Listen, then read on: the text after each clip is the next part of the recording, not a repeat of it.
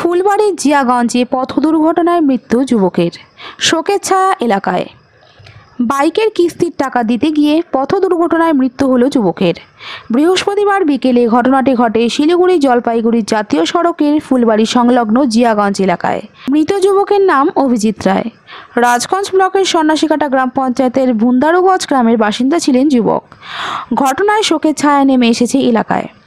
জানা গিয়েছে, গতকাল বিকেলে যুবক বাইকের কিস্তির টাকা জমা দিতে ফুলবাড়িতে যাচ্ছে বলে বাড়ি থেকে বের হয়। সেই সময় শিলিগুড়ি জলপাইগুড়ি জাতীয় সড়কের ফুলবাড়ি সংলগ্ন জিয়াগঞ্জ এলাকায় একটি লরির সঙ্গে মুখোমুখি সংঘর্ষ হয় বাইকের।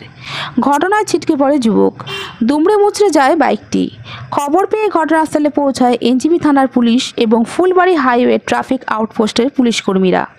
স্থানীয়দের সহযোগিতায় আহত যুবককে উদ্ধার করে ফুলবাড়ির একটি বেসরকারি হাসপাতালে নিয়ে যাওয়া হলে সেখানে মৃত্যু হয় যুবকের। ঘাতক লরিটিকে আটক করে গোটা ঘটনা তদন্তে নেমেছে এনজিপি থানার পুলিশ। মানে ও বাড়ি থেকে কাজ করে ফিরলো, আসার পর বাড়িতে কিছু খাওয়া দাওয়া করে বললো যে আমি যাচ্ছি গাড়ির কিস্তিতে ফুলবাড়ি। তো যাওয়ার সময় মাকে বলে গেলো যে আমি কিস্তির আজকে দিয়ে দিই, 28 তারিখে ওর কিস্তি ছিল গাড়ির। এমনি যেতে যেতে ভাবলো যে পেট্রোল পাম্পে তেল ভরাবো নাকি, ওরা কী ধারণা ছিল।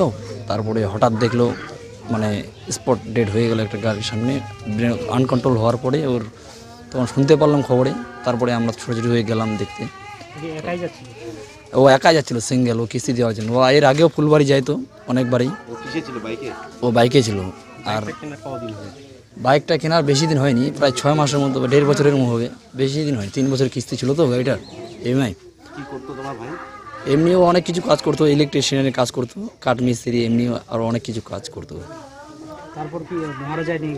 তারপর ওখান থেকে ওখানকার যে কিছু কর্মী ছিল, বিএসএফের কর্মী, ওরাই আবার ওখানে অ্যাডমিট করে দিয়েছিল মহারাজা নার্সিংহোমে।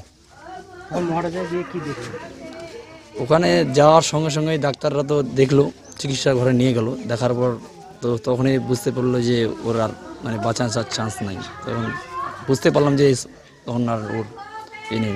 ভাইটাকে মেডিকেল নিয়ে যাওয়া হয়নি, মহারাজার ওখানে নিয়ে যাওয়ার পর ডাক্তার বলছে যে ওর মধ্যে কথা কেটে দিয়েছে। তখনই বুঝতে পারলাম।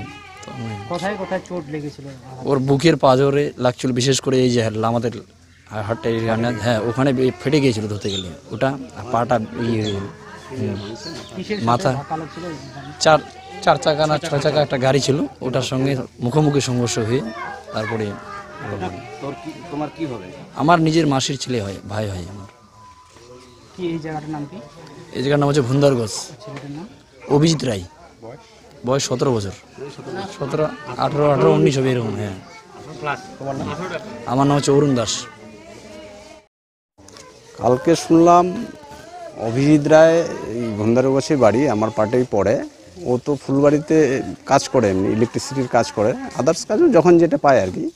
তো ও নাকি বাড়ি থেকে 3টার সময় ফুলবাড়ি গেছে, সকালেও গেছিলো। সকালে কাজ করে বাড়ি আসছে খেতে, খাওয়া দাওয়া করে আরও কাজ ছিল, গাড়ির কিস্তিও নাকি ছিল বাইকের, তো ওইটা দিতে যাচ্ছিল।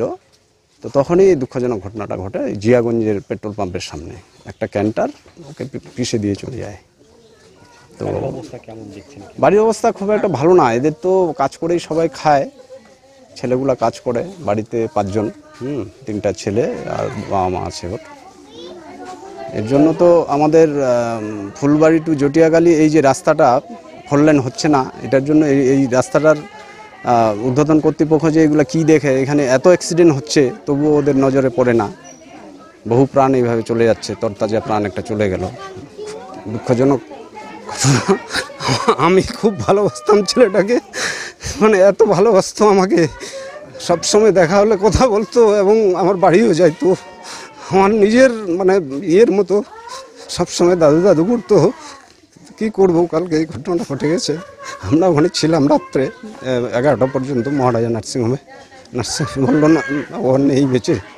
তারপরে আমরা গেলাম, আমি তখন বেয়ারহাটে ছিলাম, তখন একজন ফোন করলো। তারপর নার্সিংহোমে আমরা ফোন করলাম ম্যানেজারকে বললাম বিষয়টা একটু দেখেন। ম্যানেজার বললো কি দেখবো, ও তো নেই। তখনই আমরা সবাই চলে গেলাম ওখানে। আমার নাম হিরেন রায়, আমি এই এলাকার পঞ্চায়েত সদস্য।